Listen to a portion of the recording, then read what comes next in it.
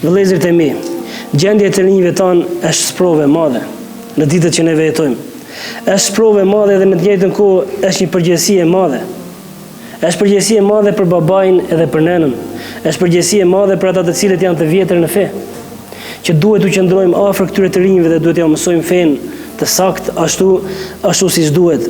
Sepse feja jonë nuk është që ne të jemi mirë edhe të tjerët të vuajnë devijimin nga rruga e Zotit dhe të mos interesohemi për të tjerët.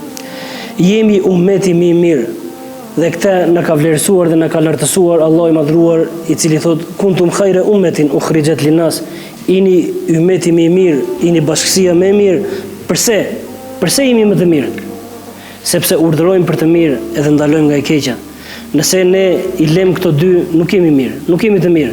Ama nëse këto vazhdojnë dhe i jetësojmë në jetën tonë të përditshme, të urdhërojmë të mirën dhe të ndalojmë nga e keqja, atëherë të falenderojmë Allahun, sepse me të vërtetë e kemi kuptuar dhe jemi pjesë e këtij ummeti ashtu siç na ka cilësuar dhe na ka përshkruar Allahu i madhruar në Kur'anin famëlar.